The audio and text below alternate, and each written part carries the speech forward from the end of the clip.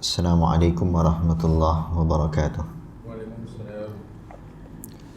Alhamdulillah Rabbil Alamin. Salatu wassalamu ala ashrafil anbiya wal mursalin wa ala alihi wa sahbihi ajma'in. Amma ba'd. Alhamdulillah, kita meneruskan perbincangan melalui bacaan kitab At-Tibyan fi Adabi Hamalatil Quran karangan Al-Imam Nawawi rahimahullah. Dan nampak makanan Nisa mencabar apa pun dah sebab dia boleh kira kan, jadi macam tak apa, seorang pun kita tunggulah. Okey, terima kasih Ustaz. Topik yang Imam Nawawi sebutkan selepas kita bincang tentang isu apa sebelum ni, ini semua masih lagi tentang adab. Okey, sebelum ni isu mereka yang ada wuduk atau tak. Okey, dan kalau tak boleh baca untuk isu solat, so apa je yang boleh baca, dan sampai kepada bab seterusnya tentang isu kebersihan tempat, nazafatul makan, bersih. Okey, isu bersih ni kecil ke besar? Besar. Kita ada masalah. Okey juga bersih kan. Tu kan. Nah, rasanya kalau masjid ke ataupun apa ke, tempat-tempat, banyakkan tempat, kita ni kalau nak banding dengan negara-negara lain, banyak tempat yang lagi teruk lah bab bersih ni. Tapi masih lagi perlu, maknanya boleh lebih baik lah, boleh lebih baik. Okey, dalam bab kebersihan. Dan kenapa penting bab bersih-bersih ni? Kenapa isu bersih tak bersih ni menjadi perhatian dalam agama? Tak dalam agama pun, kenapa? Okey, yang tu kita biasa dengar an-nazafatu minal iman. Antara pesanan-pesanan para ulama mengatakan kebersihan itu antara tanda-tanda keimanan. Lagi? Kenapa bersih ni penting?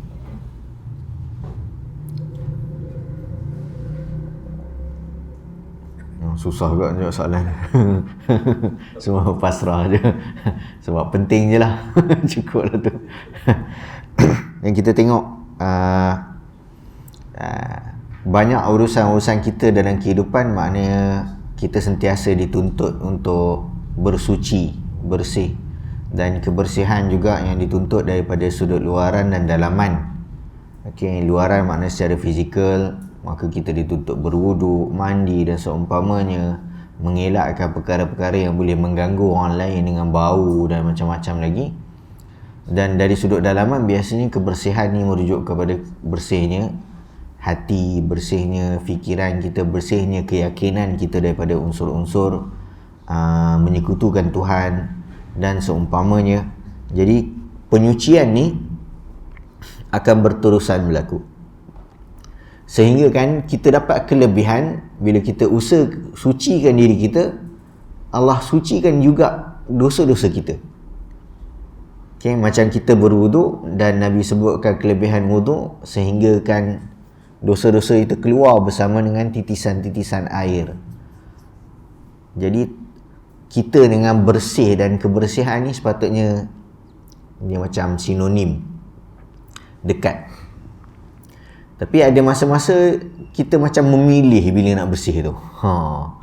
Dia macam yang kena dengan diri kita, kita nak. Tapi kalau kena kat orang lain, kita tak peduli. Maknanya sambil drive apa nak buang-buang. Tengah drive kan. Sebab benda dah kat tangan, kita tak peduli. Alah penat nak pegang sini, letak dalam kereta pula, nanti nampak bersepah. So buka je tingkap, pung. So dia masa tu dia tak fikir pula. Okay. So ataupun apa, atau keluar pergi pasar malam ke, musim-musim orang nak berjalan hujung tahun ni kan, sikit lagi nak masuk tahun baru. Okay, orang berjalan, semua berjalan. So dah berjalan, singgah sana sini, berhenti, gerai tu gerai ni, beli makanan itu makanan ni. Lepas tu nak buang mana? Kita marah juga kadang-kadang tong sampah tak jumpa. Okey, tapi adakah itu alasan untuk kita letak kat mana-mana sahaja? Memang taklah. Jadi itu kesedaran-kesedaran yang akan membantu membenarkan ataupun merealisasikan apa yang kita anggap ia sebagai bahagian daripada keimanan. Apatah lagi dalam urusan kita, sebab kita baca kitab At-Tibiyan ni tentang adab baca Quran, tentang adab membaca Al-Quran. Jadi Imam Nawawi sebutkan dengan mulanya, wa yustahabbu an takuna al-qira'atu fi makanin nadhifin mukhtarin. Okey, digalakkan bila nak baca Al-Quran, pilih tempat yang bersih dan terbaik. Pilih tempat yang bersih dan terbaik. Maknanya jangan sembarangan tempat nak mengaji. Okay, kita barangkali normalnya kita tak akan terfikir kot, maknanya tempat yang bising ke, tempat yang kotor ke apa, lepas tiba-tiba nak mengaji kat situ, tak kot.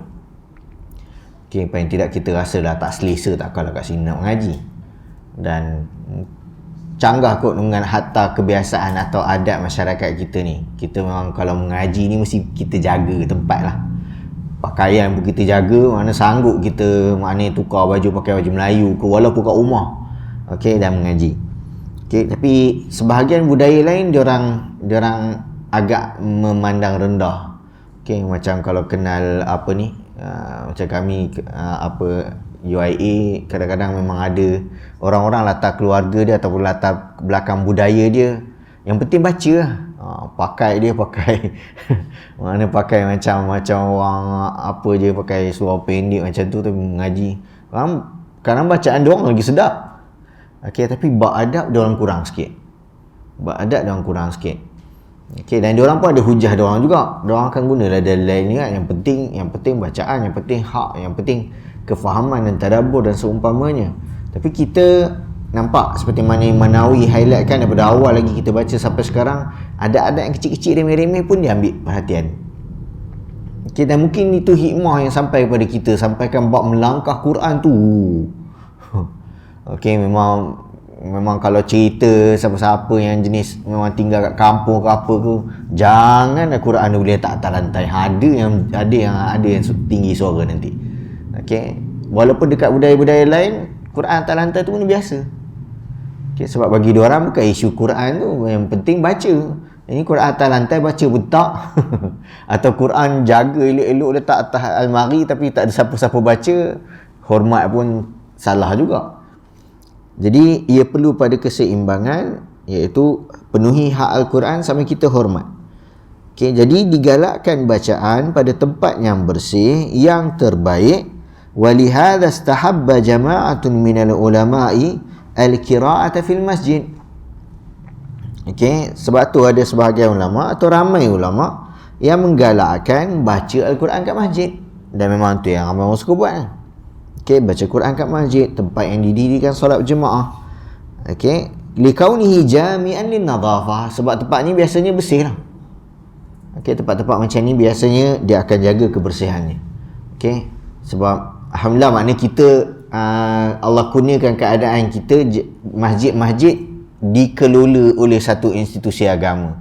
Maknanya setiap negeri, maknanya jabatan agama uruskan. Okey, cuma isu urusan tu baik ataupun tak, itu isu kedua lah. Okey, betul ke hantar orang, cukup bajet ke tak, itu banyak benda lah nak dibincangkan. Paling tidak dia ada ada susunan pentadbiran dia. Okey, yang mana kat tempat lain tak. Okey, kat tempat lain tak.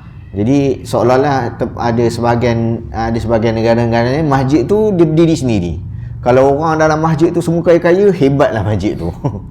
Kalau orang dalam masjid tu semua miskin-miskin, tak ada apa, kecil lah masjid tu, tak ada apa-apa lah masjid tu.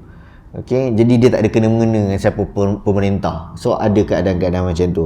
Jadi kita, kerana kita diatur dengan adanya institusi agama yang mengawal, selia, okey, memberikan dana, okey, dan menjadikan adanya hubungan dan seumpamanya, jadi agak tersusun lah, terutama dalam bab kebersihan. Okey, dan kelebihan lagi di masjid ada apa? Syarafil buq'ati, makna tempat masjid ni tempat yang mulia. Okey, yang kita panggil sebagai rumah Allah. Wa muhassilan li fadilatin ukhra, tambah pula lagi kelebihan lain, i'tikaf. Jadi bukan sekadar tempat tu bersih, masjid tu bersih, dia juga tempat yang mulia, dan kita dapat satu lagi kelebihan, iaitu dapat i'tikaf. Yang mana kalau kita mengaji kat tempat-tempat lain tak dapatlah kelebihan, okey, pahala i'tikaf. Yang mana disambung sebut fa innahu yanbaghi likulli jalisin fil masjidi al-i'tikafu. Sebab tu bagi orang yang duduk di masjid, mesti sehabis baik kena niatkan i'tikaf. Okey, kena usaha untuk i'tikaf. Sawa'un akthara fi julusi aw aqal, tak kisahlah lama atau sekejap duduk. Bal yanbaghi awwala dukhulihi al-masjida ay yanwi al-i'tikafa. Malah yang patut dia buat, masuk je masjid, terus niat aku nak i'tikaf, walaupun duduk sekejap. Okay, walaupun nak terus solat ke apa. Okay, apa saja yang kita buat dalam masjid tu bukan maksudnya duduk tu memang kena duduk diam, maksud tak buat apa. I'tikaf maknanya bila sambil kita melakukan ibadah, maknanya mengaji, solat dan seumpama, maka itu rangkuman i'tikaf. Okay, maknanya berada di dalam masjid, berada di dalam masjid. Wa hadzal adabu yanbaghi an yu'tana bihi wa yusha'a dhikruhu. Adab ni, okay, mesti diberikan perhatian supaya diamalkan, dan Imam Nawawi suruh kita sebarkan. Maknanya ajak orang lain. Yusha'a dhikruhu, sebut-sebutkan kepada orang lain.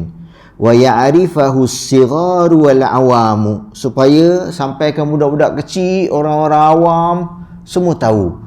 I'tikaf ni bagus.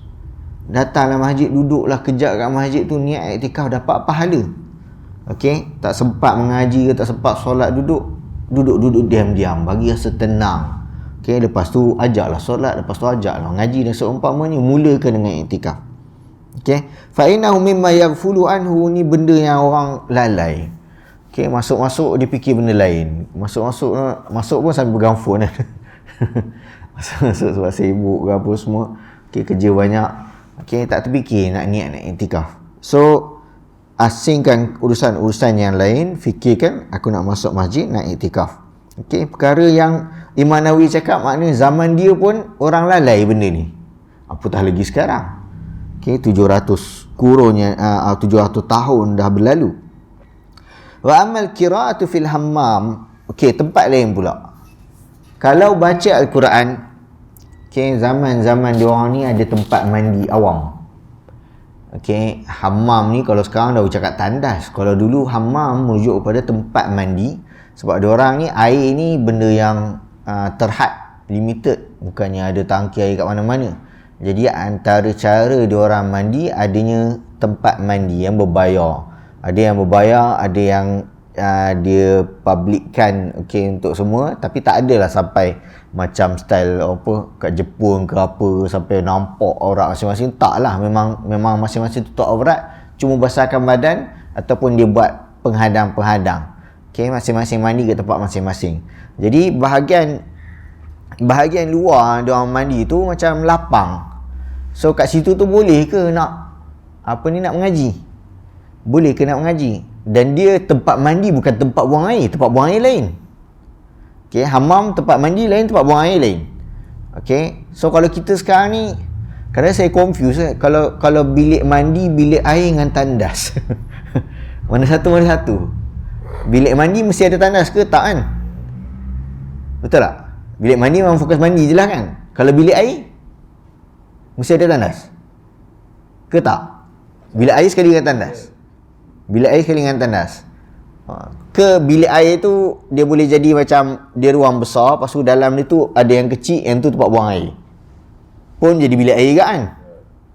So jadi bergantung pada design. Sebab kalau dia ada tempat buang air tu, so tempat itu tempat yang kita kena baca doa masuk tandas, sebab tempat buang najis. Jadi yang luar tu yang macam hammam, maknanya tu mata-mata tempat untuk kita mandi dan seumpamanya, tapi bukan buang najis. Tapi kalau jenis rumah kecil-kecil dan memang kat situ mandi, kat situlah apa tandahnya apa semua, memang tak boleh lah. Jadi kalau tempat mandi awam macam ni yang disebut sekarang ni, jadi ada perbezaan pendapat tentang makruh atau tak nak mengaji kat situ. Kita nak praktis pun bersalah. Macam banyak je tempat bersih nak masuk kat tempat mandi pun nak mengaji. Kenapa? Satu, zaman ni sebab bila diorang nak tunggu giliran lama. Okay, sebab kadang-kadang diorang nak mandi kat rumah sini tak ada air. Okay, tak ada tempat mandi. Jadi nak mandi tu tunggu lama. Jadi ambil masa yang lama sambil tunggu tu mengaji. So sebab tu berlaku perbezaan pendapat ni. Kerana ada keadaan-keadaan yang memerlukan untuk diorang isi masa dan boleh nak mengaji ke tak. Faqala ashabuna, jadi sebahagian ulama-ulama mazhab kami mengatakan la yukrahu, tak dilarang, tidak dibenci, tidaklah makruh. Okey, dan pandangan ini dinukilkan oleh Abu Bakar Ibn Munzir dalam kitab dia Al-Ishraf, dan dinukilkan daripada Ibrahim An-Nakhai dengan Imam Malik. Okey, dinukilkan pandangan ini daripada Ibrahim An-Nakhai dengan Malik. Dan ia juga wahwa qaulu Atha, dia juga pandangan Atha. Okey, wa dhahaba, adapun sebahagian ulama-ulama lain mengatakan ia makruh. Wa dhahaba ila karahatihi jama'atun minhum, antaranya sahabat sendiri Ali bin Abi Talib kata makruh. Okey, makruh makna tak ada juga, tak sampai kepada level haram. Okey, dan ia diriwayatkan rawahu anhu Ibnu Abi Daud wa hakahu Ibnu Munzir an jama'ati minat tabi'ina. Okey, yang pegang pada pendapat ni yang dia diriwayatkan oleh Ibnu Abi Daud, Ibnu Munzir pun riwayatkan daripada sekumpulan ulama-ulama tabi'in. Antaranya Seni Manawi suka buat, maknanya bila dia nukilkan apa-apa pandangan, dia sebut nama orang-orang tersebut. Walaupun kita tak kenal, itu bukan isu. Okey, tapi pasal kita tengah membaca, so kita baca, kita amanahlah membaca. Okey, sambil kita biasakan diri dengan nama-nama ni. Abu Wa'il, Syaqiq Ibn Salamah, Asy-Sya'bi, Al-Hasan Al-Basri, Makhul, Qabisa bin Du'aib. Jadi ni semua yang berpandangan makruh. Kalau pergi baca Quran kat mana tadi? Kat mana? Tempat mandi awam. Okey. Wa ruwinahu an Ibrahim An-Nakhai wa hakahu ashabuna an Abi Hanifah, okey, radhiyallahu anhum ajma'in, qala Asy-Sya'bi, diriwayatkan kepada kami pandangan ini juga daripada Ibrahim An-Nakhai. Okey, wa hakahu ashabuna, dan ada sebahagian ashab kami, ulama-ulama mazhab kami menukilkan, mengatakan ini juga pandangan Abu Hanifah. Asy-Sya'bi kata, Asy-Sya'bi sebut, okey, tukrahul qira'atu fi thalathati mawadhi'ah, makruhnya baca Al-Quran pada 3 tempat. Pertama, fil hammamat, di tempat-tempat mandi. Kedua, al-hushush, hushush ni tempat buang air, tandas. Dan ketiga, wa buyutir raha wa hiya taduru, tempat-tempat diorang buat giling gandum-gandum apa semua tu. So diorang kalau diorang nak diorang kumpulkan gandum-gandum tu dan nak giling untuk jadikan tepung, okay, dia ada alat penggiling dia besar. Lepas tu dia kena pakai keldai ke apa ke untuk gerak pusing, bagi dia punya apa tu, macam tak tahu lah, kita panggil penggiling gitulah. Okey, untuk hancurkan. Jadi tempat tu ada ruang juga, dan kadang-kadang ada orang kena tunggu kat situ, dan dia cakap kat situ pun makruh. Okey, makruh nak solat. Saya teringat ada apa, masa kisah fitnah Aisyah tu. Okey, kan Nabi macam kan masa tu Nabi confuse kan, sebenarnya betul ke tak isteri dia buat benda-benda tu. Okey, sebab berita kabar angin tu terlalu tersebar, sampai kan Nabi tanya dekat macam pengasuh Aisyah, macam mana dia masa kecil masa dulu, dia ada nakal ke, dia ada ni ke. Lepas tu dia cakap, aku tak pernah tahu dia ada apa-apa masalah, kecuali cuma dia pernah tertidur dekat tempat penggilingan ni sampai putih muka dia. dia sampai sebut macam tu, dia teringat. Okey, sampai putih muka dia. Soalan nak cakap macam dia tak tahu nak cakap comel ke apa kan. So nak gambarkan apa ni, raha tu, tempat penggilingan tu memang ada daripada zaman dulu lagi. Okey, so kita dah tak pakai dah benda tu, dah ada blender. Okey, wa an Abi Mas'udin qala. Okey, dan antara seolah-olah ni nukilan-nukilan nak memberitahu bahawa ada ulama-ulama kata makruh. Okey, dan dikumpulkan sekali dengan beberapa tempat-tempat yang lain. Abu Waisarah menyebutkan la yudhkarullahu illa fi makanin tayyibin. Allah tu kita ingat kat tempat yang baik je, tempat yang bersih, tempat yang elok. Kalau tempat tu kotor apa semua, itu bukan tempat untuk kita berzikir. Okey, itu bukan tempat untuk baca Quran lah maknanya, kalau itu bukan tempat yang baik atau bersih. Wa ammal qira'atu fit tariq. Kalau isu baca Quran di jalan, sambil berjalan, boleh tak? Kita ni bukan geng hafal Quran sangat kan. So, kalau berjalan mana nak kena pegang. Okey, kalau nak baca surah-surah pendek ke apa, boleh lah kot. Okey, so dia cakap sini fal mukhtaru annaha jaizatun. Okey, pandangan yang terpilih ianya dibenarkan, ghair makruha, tak makruh, idza lam yantahi sahibuha, selama mana orang yang baca tu boleh fokus. Okey, ni baca, so nampak perempuan lalu hilang. So itu tak jadilah kacau. Okey, maknanya dia boleh fokus. Okey. Kalau dah berjalan fokus, kalau berjalan mata melilau sana kemari semua benda, nak tengok kereta lalu cantik kan. Okey, tak boleh fokus, so tak perlulah, makruh lah bagi dia. Okey. Lalu tempat macam kuil ke ataupun lori sampah ke. Jadi itu bukan benda yang dia buat. Okey, maknanya itu kita panggil awarid. Awarid benda yang datang tiba-tiba yang dia tak boleh nak halang dan elak. Okey, so maknanya dah kebetulan lalu tiba-tiba depan kuil, bukannya dia nak mengaji untuk kuil tu. Okey, apatah lagi ni nak jampi serapah kuil tu kan. Ada dia kena stop ke? Allahualam, tak ada disebutkan. Kalau dalam kes macam ni tak jumpa. Maknanya kalau kita jumpa nanti kita akan sebutkan adakah dalam kes macam tu berhenti kejap lagi elok atau teruskan saja dan seumpamanya. Okey, yang penting kita praktis ke tak benda ni.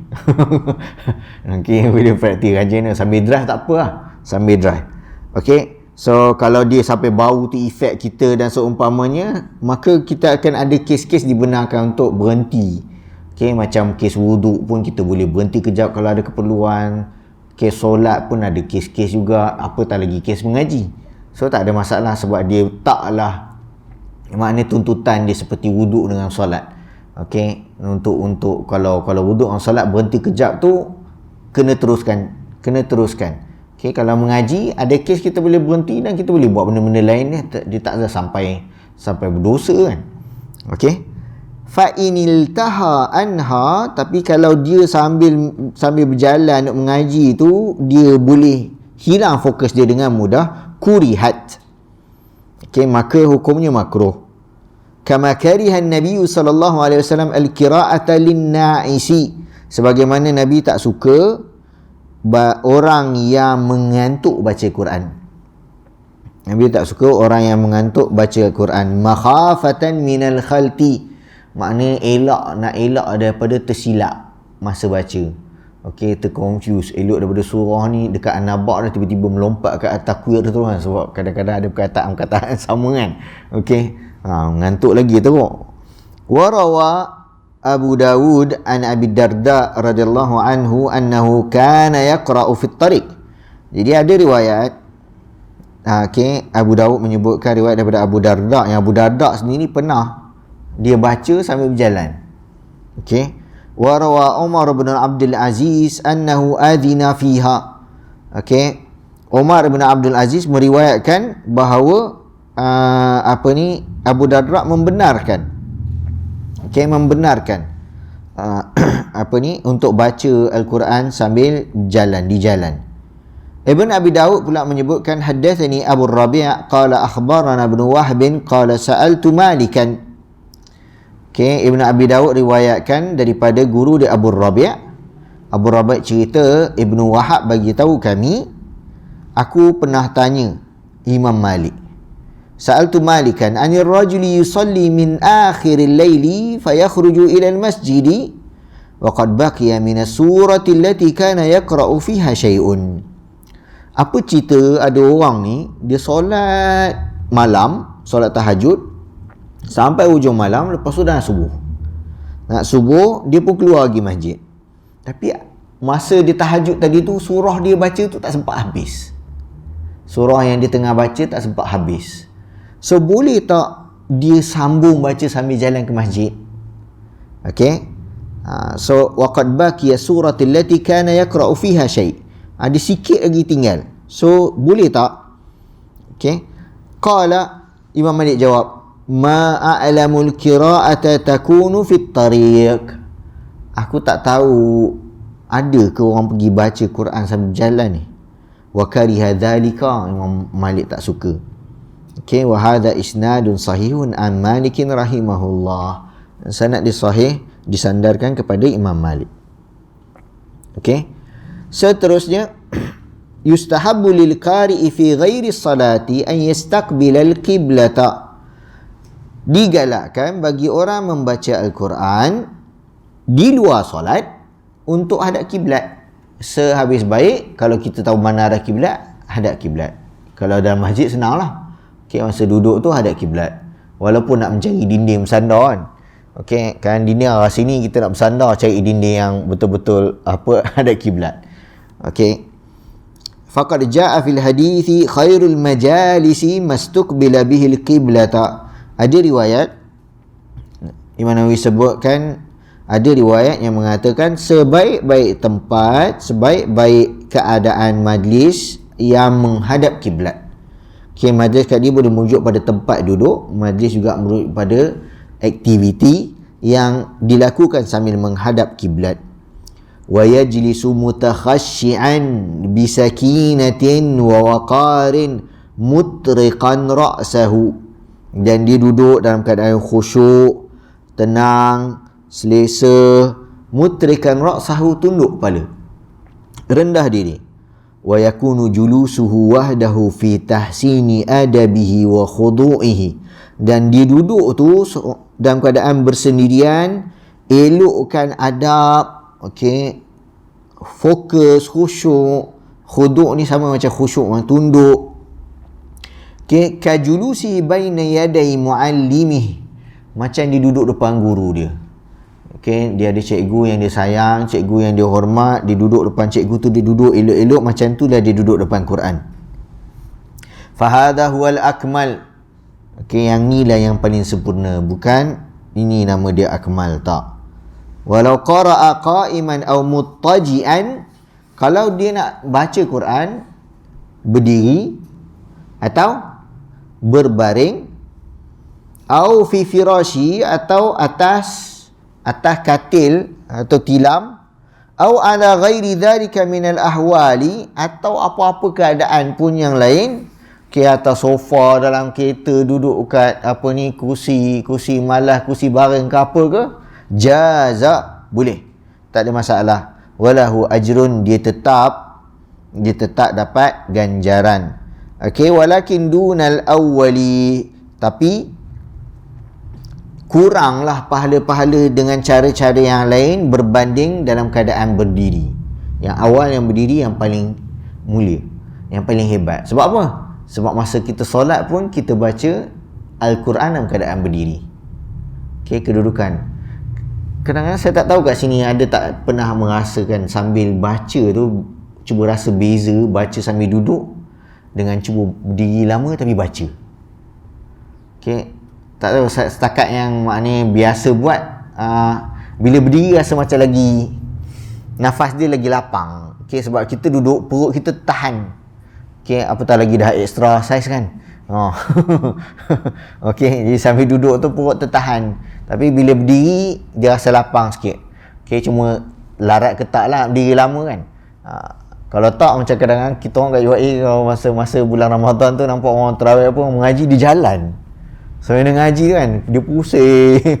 Dia pusing yang belakang. Habis lah 7 ke berapa juz kan. Tapi sambil berjalan. Pernah lah juga try macam rasa lain lah. Tapi kira dia tak sesenak kalau kita sambil duduk. Okay? Tapi itu bergantung pada orang. Okey, qala Allah azza wa jal, kat sini Manawi nukilkan inna fi khalqis samawati wal ardi, ayat Quran, inna fi khalqis samawati wal ardi wa ikhtilal fil laili wan nahari la ayatin li ulil albab. Okey, dia cerita tadi tu kan, dia cakap boleh nak baca kedudukan apa pun. Okey, oh silap. Yang tadi tu duduk yang paling utama, bukan berdiri Okey, dia cakap duduk baru berdiri. Duduk dulu, sebab dia cakap tadi suruh duduk, memperelokkan adab macam duduk depan guru. Okey, dan kemudian baru berdiri atau mengiring dan seumpamanya. Okey, tapi tetap bila cakap berzikir ni, dia highlightkan ayat ni sebut qa'iman, qiyaman wa qu'udan. Allah sebut apa? Inna fi khalqis samawati wal ardi wa ikhtilafil laili wan nahar la ayatin li ulil albab. Pada penciptaan langit dan bumi dan pada bertukarnya malam dan siang, okey, semua tu ada tanda-tanda keagungan Tuhan bagi ulul albab, bagi orang-orang yang mempunyai akal yang sejahtera. Dan siapa ulul albab? Allah sebut sifat dia dua. Sifat dia dua. Yang pertama, alladzina yadhkurunallaha qiyaman wa qu'udan. Okey, sebab sepaham saya banyaknya fokus qiyam lebih utama daripada duduk. Okey, tapi Manawi sebut tadi tu pasal duduk tu yang kita biasa sambil belajar. Okey, dan kemudian baru sebut qiyam. Okey, tapi tak ada masalah pun kalau kita ambil hatta qiyam lebih utama, kerana memang seperti yang saya sebut tadi, solat memang kita baca sambil berdiri. Okey, solat sambil baca sambil berdiri. Dan ayat ni pun mendahulukan qiyam sebelum duduk, berdiri sebelum duduk. Ayat ni Allah sebut ulul albab dua sifat. Yadhkurunallaha, ingat Allah, berzikir kepada Allah, qiyaman wa qu'udan wa ala junubihim, dalam keadaan berdiri, duduk dan mengiring. Ya. Okey. Okey, sambil duduk dek. Berdiri, duduk dan berbaring ala junubihim. Tu sifat pertama, zikir. Wa yadhkuruna. Zikir sifat siapa ni tadi? Lupa dah. Sifat budak tu. Ulul albab. Ulul albab. Sifat kedua, wa yatafakkaruna fi khalqis samawati wal ard. Ulul albab sifat dia yang pertama zikir, dan kemudian memikirkan penciptaan langit dan bumi. Penciptaan langit dan bumi. Jadi ayat ni jadi dalil. Maknanya apa? Maknanya boleh berzikir, boleh baca Quran dalam keadaan berdiri, duduk atau baring. Berdiri, duduk atau baring. Wa thabata fi sahihi, ada riwayat yang sahih daripada Aisyah radhiyallahu anha, disebut kana Rasulullah sallallahu alaihi wasallam yattaki'u fi hijri wa ana haidun wa yaqra'ul Quran. Okey, Nabi SAW pernah bersandar kepada aku, baring sambil bersandar di hijri, dalam ribaan. Okey, so dalam ribaan Aisyah, diriba oleh Aisyah. Okey, dan dia baca Quran. Dan Aisyah bagi tahu masa tu dia tengah haid. Ada masalah ke? Yang haid dia yang tak boleh baca Quran. Kita tak ada masalah nak baring dengan bini kita. Okey. Okey, cakap kau haid tak boleh sentuh. Okey, haid dia bukan kotor, dia tu bukan kat tangan dia, bukan kat tubuh dia. Kotor tu bukan kotor yang fizikal. Okey. So maknanya tak ada masalah untuk kita mengaji sambil baring ke, sambil bersandar ke dengan pasangan. Hadis ini riwayat Bukhari dan Muslim, dan riwayat lain menyebutkan yaqra'ul Qur'ana wa ra'suhu fi hijri. Dia baca Quran, kepala dia di atas ribaku. Wa an Abi Musa al-Ash'ari, Abu Musa al-Ash'ari menyebutkan, Abu Musa al-Ash'ari nama penuh dia Sa'ad bin Sinan. Sa'ad bin Sinan. Dia beritahu, qala inni aqra'ul Qur'ana fi salati wa aqra'u ala firashi. Aku baca Quran dalam solat, dan aku juga baca Quran atas katil aku. Atas katil aku. Okey, ni kata-kata zaman-zaman dulu ni bukan kata-kata queen size yang kita duk rasa sekarang ni. Yang ni baring Quran tak sempat baca. Hilang dulu. Okey, wa an Aisyah radhiyallahu anha qalat inni la aqra'u hizbi wa ana muttaji'atun 'ala as-sarir. Okey, aku baca hizbi. Hizbi ni bukan Hizbullah tau. Hizbi maknanya bahagian yang aku baca ikut hari demi hari tu. Kalau setiap hari dia baca 1 juz, 2 juz, so itulah bahagian dia. Bahagian dia hari ni patut daripada surah ni sampai surah ni, itulah bahagian dia. Sebab orang-orang yang hafal Quran ni dulu-dulu diorang akan ada hizib dia. Dia akan ada bahagian-bahagian yang dia dah susun. Okay, hari ni aku sambung, lepas tu sambung baca bahagian ni, sambung baca bahagian ni. Jadi malam tu aku ada bahagian aku nak baca, dan aku baca sambil aku baring atas katil. Sambil baring atas katil. So nak gambarkan ada je ulama-ulama baca sambil baring. Okay, bezanya diorang maintain baca lah. Okay, dia bukan baca, lepas tu tiba-tiba pelan je bacaan dia. Lepas tu dia hilang. Seterusnya, dah lepas cerita pasal isu tempat nak baca, cara baca, berdiri, duduk ke apa ke, nak berjalan ke, tentang bacaan ta'awudh. Pernah dengar ta'awudh? Baca a'udzubillah. Kita panggil at-ta'awudh ataupun al-isti'adzah. Okey. Fa idza arada, Imam Nawawi sebut, fa idza arada syuru'a fil qiraati ista'adha. Bila seseorang tu nak mula, okey, syuru' ni nak mula, okey, fil qiraati nak mula baca, dia kena baca a'udzubillahi minasyaitanir rajim sebelum baca bismillah. Baca dulu isti'adzah. Faqala a'udzubillahi minasyaitanir rajim, hakadha qala al-jumhur minal ulama. Sunat. Okay, digalakkan baca dulu a'udzubillah, dan ini yang disebut oleh jumhur. Okay, wa qala ba'dul ulama'i yata'awwadhu ba'da al-qira'ati. Okay, dan ada sebahagian ulama pergi sebut pula, okay, dia boleh ta'awuz juga lepas baca. Sebelum baca dan lepas baca. Kenapa? Liqaulihi ta'ala fa idza qara'tal qur'ana fasta'idz billahi minasyaitanir rajim. Baca lepas. Kenapa? Sebab ada ayat Quran sebut, bila engkau dah baca Al-Quran, maka mintalah perlindungan Allah daripada syaitan. Okey, apabila engkau dah baca Al-Quran, maka mintalah perlindungan Allah daripada syaitan. Wa taqdirul ayati indal jumhur, tapi maksud ayat tu sebenarnya Imam Nawawi jelaskan supaya tak salah faham. Takdir maknanya penilaian sebenar ayat tersebut. Jumhur kata idza aradtal qira'ata, bukan maksud idza qara'tal Quran tu maksudnya kau dah baca, tapi maksudnya bila engkau nak baca. Idza aradtal qira'ata fasta'idz. Okey, dan bacalah a'udzubillahi minasyaitanir rajim. Thumma sighatut ta'awudzi kama dzakarnahu, dan kemudian baca dengan ungkapan seperti mana yang kita sebut, iaitu a'udzubillahi minasyaitanir rajim. Okey, a'udzubillahi minasyaitanir rajim. Okey.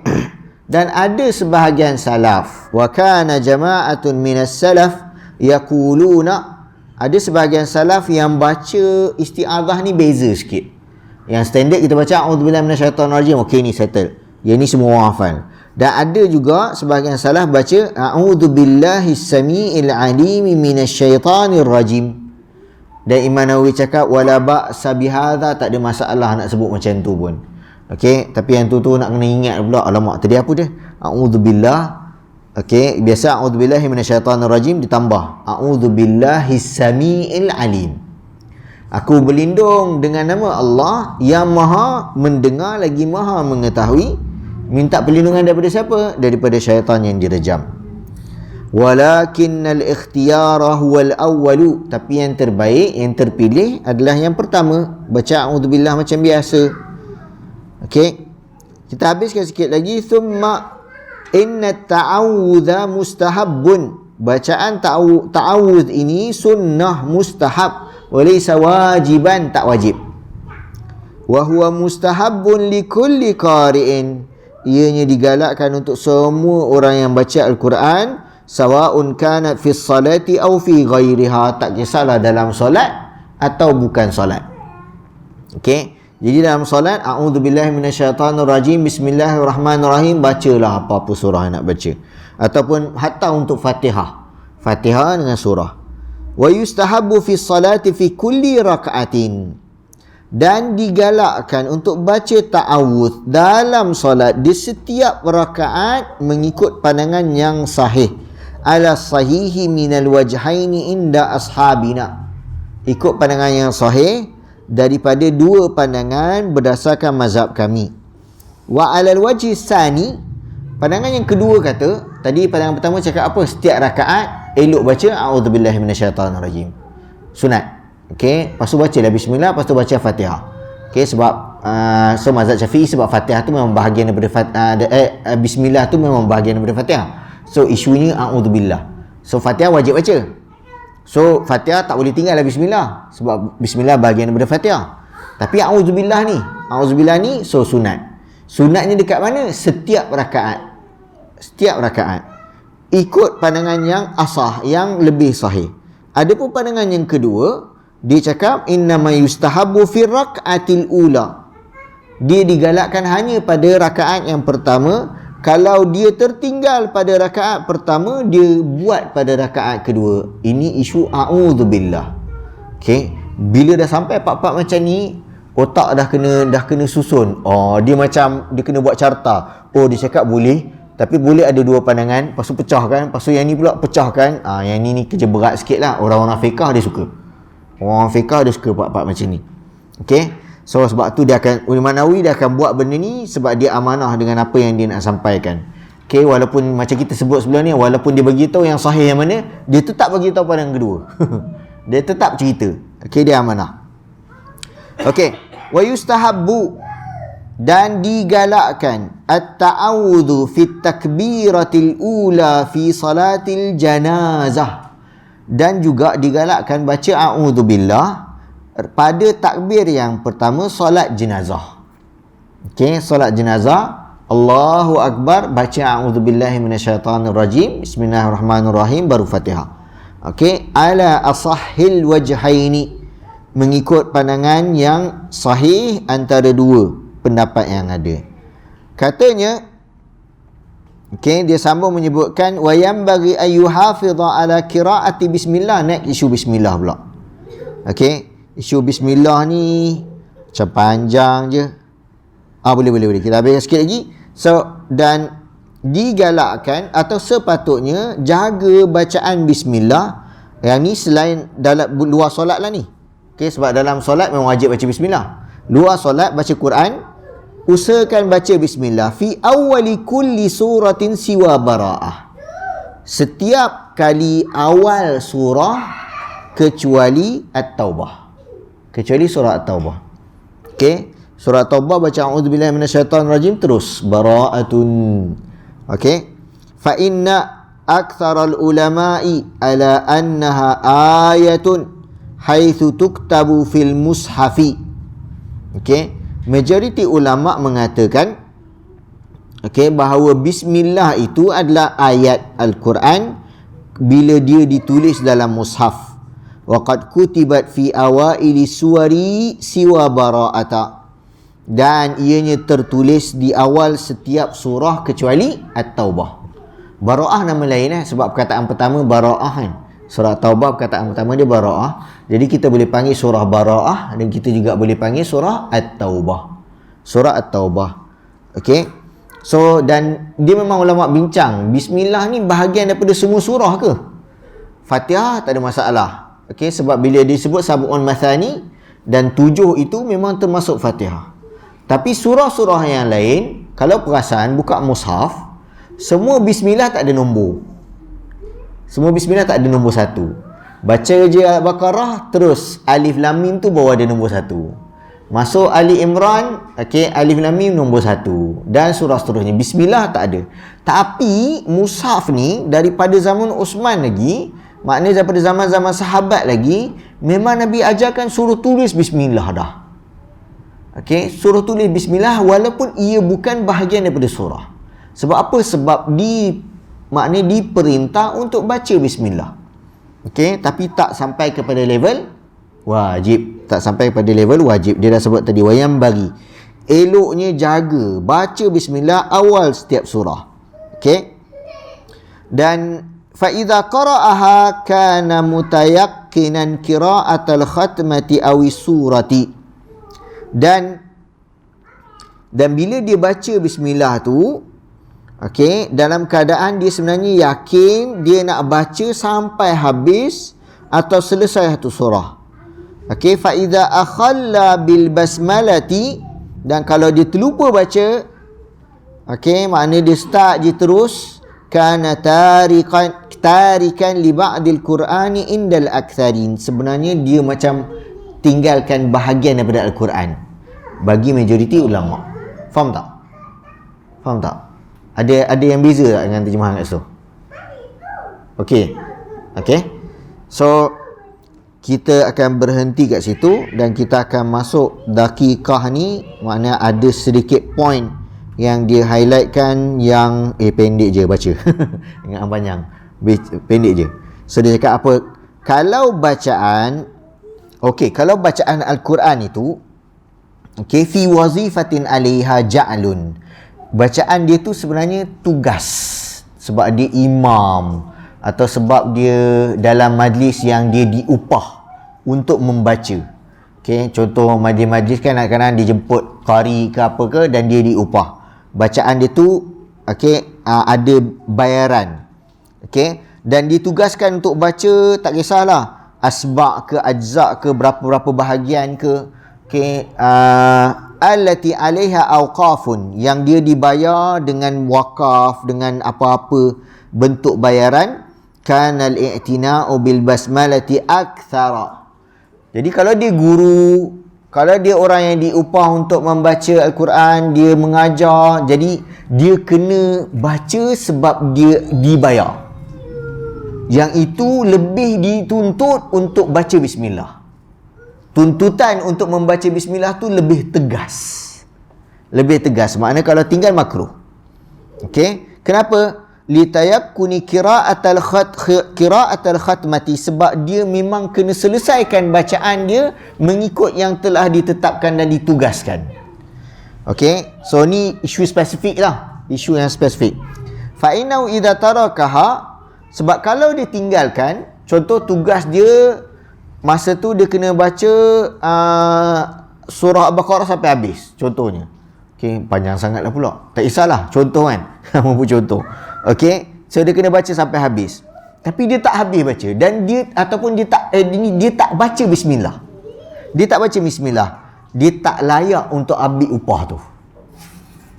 Semata-mata kerana itu. Imam Nawawi sebut lam yastahiqqa syai'an minal waqfi inda man yaqulu, dia tak layak untuk ambil bayaran daripada wakaf tersebut bagi mereka yang berpegang basmalah itu adalah ayat bagi setiap surah, ayat awal bagi setiap surah.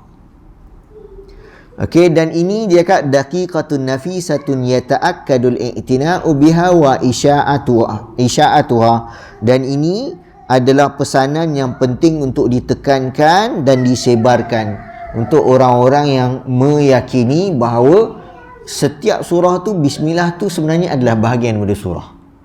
Jadi siapa yang pegang macam tu dan dia ada tugas-tugas, dia imam ke apa ke, dia sepatutnya kena baca dengan bismillah.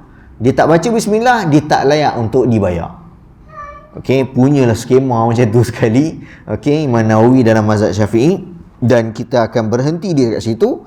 Insya-Allah 2 minggu lepas ni kita akan masuk perbincangan seterusnya tentang khusyuk dan tadabbur. Tentang khusyuk dan tadabbur ketika membaca Al-Quran. Ada nak tanya apa-apa ke? Kalau kita tengah baca Quran kan, kalau kita baca berjalan, lepas tu kita baca, contoh kalau kita baca kat luar lah, saya berjalan membaca Quran, timbul jatuh kepada ayat yang sujud sahwi. Ada ayat yang sujud tilawah lah, ayat sujud tilawah. Kita perlu sujud time tu ke kita perlu tanggung ke? Okey, dia bergantung sebab isu sujud ni kita kena faham. Maknanya kalau tengah baca berjalan lepas tu ada ayat sujud sejadah, sujud tilawah. Okey, so nak tiba-tiba okey, tengah jalan kereta lalu kat tepi, apa pasal ni tiba-tiba sujud ni, terkejut orang. Okey, pertama, okey, Nabi dah sebut, okey, ju'ilat liyal arda masjidan wa tahura. Okey, bumi ni jadikan tempat sujud dan suci. Maknanya asalnya tak ada masalah. Asalnya tak ada masalah. Tapi dan yang nak diberi perhatian adalah konteks. Okey, kita kat mana? Tepi highway. Okey, kat mall ke kat tepi stesen minyak ke apa ke, tempat yang tengah kita jalan tu tempat sesuai ke tak untuk sujud? Okey, adakah ini satu benda yang maknanya janggal dan boleh buatkan orang salah faham dan seumpamanya? Jadi kita boleh tangguh atau tak perlu. Okey, tapi kalau keadaan tu tak ada masalah dan kita pun nak tunjuk contoh yang baik, dan memang daripada awal tu kita mengaji orang duk dengar pun, aku biasa nampak ni sambil mengaji berjalan apa semua, tiba-tiba sujud, oh sujud tilawah tu. Okey, tiba-tiba motor semua pun berhenti sujud juga ke. Okey, ikut sekali ke sujud. Tapi kira kalau ia nak jadikan contoh, kita pun buat dekat dalam kampung, bukannya tepi MRT ke tepi Plus ke apa ke, tak ada masalah, silakan. Okey, yang penting kita tahu keadaan tu sesuai atau tak, itu bergantung kepada suasana masing-masing. Okey, Allahu a'lam. Lain? So, boleh alhamdulillah ni. Kita mulakan alhamdulillah dengan kerja kita, nampak kerja ke, nampak apa. Yes, betul. Boleh. Itu baru kita bismillah. Boleh, tak ada masalah. Baik, bismillah dulu ke alhamdulillah? Of course, a'udzubillah dulu. A'udzubillah melengkapkan bismillah. Okey, bismillah tu saja boleh berdiri sendiri. Bismillah saja boleh berdiri sendiri. Okey, sebab tu riwayat dhaif, maknanya apa saja amalan yang tak bermula dengan bismillah fahuwa ajdam atau ajdar, macam tempang kalau benda-benda yang dibuat tak bermula dengan bismillah. Tapi a'udzubillah melengkapkan, sebab a'udzubillah maknanya kita mintakan, ya Allah, lindungi aku daripada gangguan syaitan. Okey. Lepas tu tapi kalau kita sebut tu saja, lepas tu tak ada bismillah, lindungi daripada syaitan, selain daripada syaitan kan banyak kacau lagi. Okey, so tak settle. Maknanya lindungi daripada syaitan tapi ingat Allah. Okey, sebab lindungi daripada syaitan kita ada masalah lagi, diri kita ada macam-macam masalah, tapi jadi kita fokuskan niat kita kerana Allah. Bismillahirrahmanirrahim. Okey, dan itu melengkapkan. Kalau tak baca auzubillahi minasyaitonirrajim, bismillah, dan itu pun kuat dengan bismillah sahaja. Okey, dua-dua sekali lengkap. Okey, dua sekali lengkap. Okey. Jadi saya rasa cukup kot. Cukup setakat tu dahulu. Macam nak tanya lagi. Tadi soalan yang tilawah. Kalau orang yang mendengar tu, orang mendengar pula kena sujud juga ke? yang mendengar dia kena sujud. Ada. Buat sujud tilawah ada. Ada. Nanti buat sujud tilawah, nanti kita sampai nanti kita sebut isu tu. Okey. So cukup setakat tu dah, lepas setengah, dan kita doakan Allah kurniakan kepada kita kemampuan untuk mencontohi, mengikut pesanan-pesanan Imam Nawawi dalam adab-adab kita berinteraksi dengan Al-Quran, untuk usahakan kita supaya banyakkan membaca Al-Quran, okey, dan jauhkan diri kita daripada kelalaian. Aku qauli hadza wa astaghfirullahal azim li wa lakum, subhanakallahumma wa bihamdika asyhadu an la ilaha illa anta astaghfiruka wa atubu ilaik. Assalamualaikum warahmatullahi wabarakatuh.